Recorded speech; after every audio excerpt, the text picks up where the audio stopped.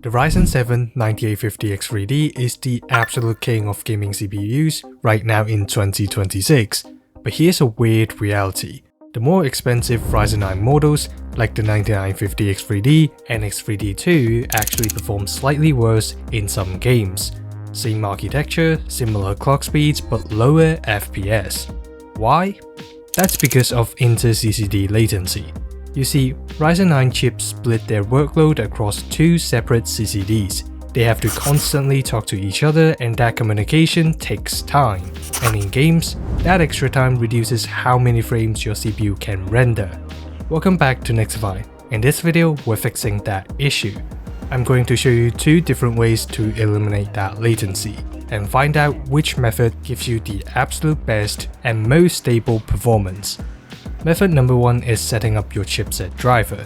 If you recently switched from Intel, you probably think that Windows handles this automatically.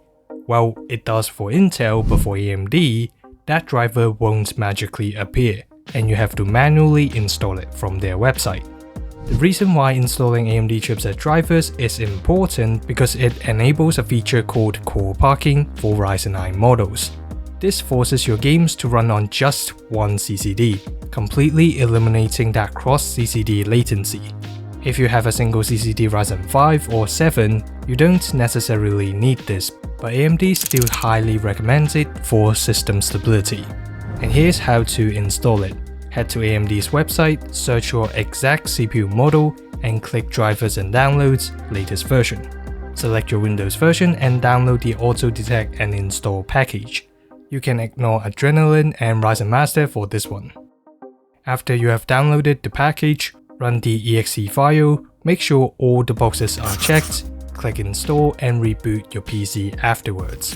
Just a quick reminder, if you have swapped your CPU recently, do not just install over the old drivers. You need to download the AMD Cleanup utility to uninstall the old driver, or you're gonna have so much fun with compatibility issues.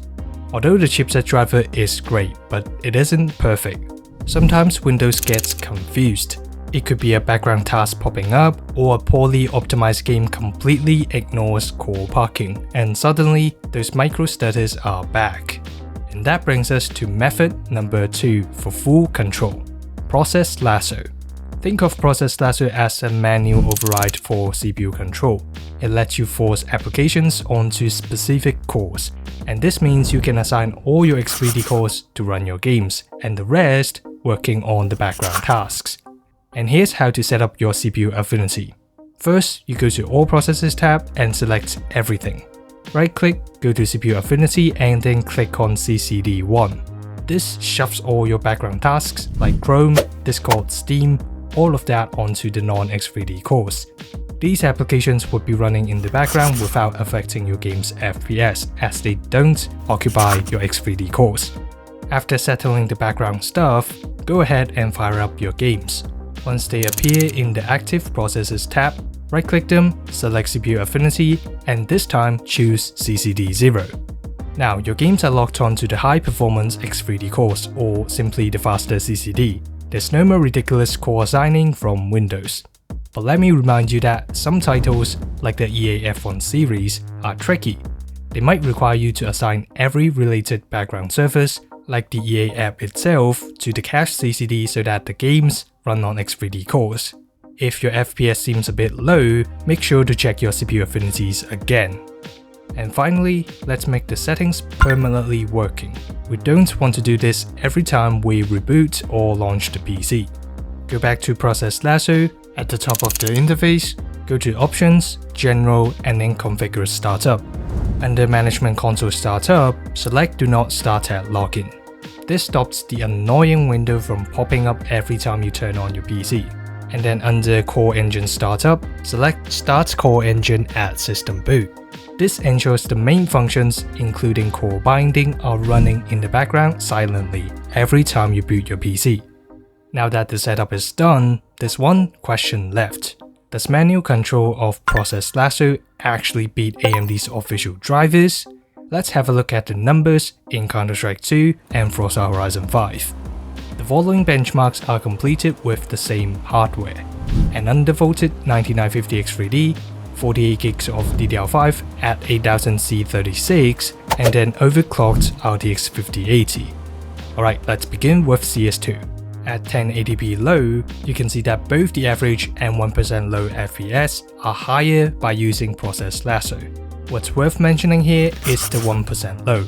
We're seeing a 24.8% jump, and that's definitely not a margin of error. Now, let's move on to Frosser.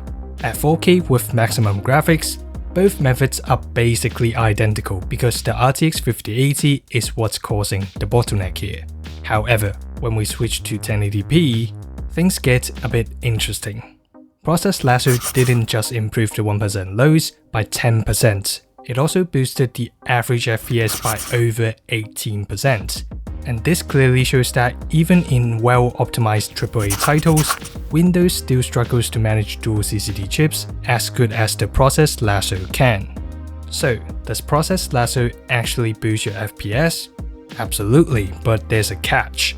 If you want a set it and forget it experience, the official AMD Chipset Driver gets you 80% of the way there.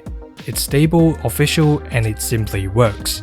But if you're chasing that final bit of performance, especially in competitive games where frames are everything, Process Lasso is the undisputed king. And the best part? It's completely free. You don't need the Pro version to lock your CPU affinities. The only price you pay is that annoying "please buy me" pop-up every time you open the interface. The more you click it, the longer you have to wait. That pop-up Windows timer simply piles up over time.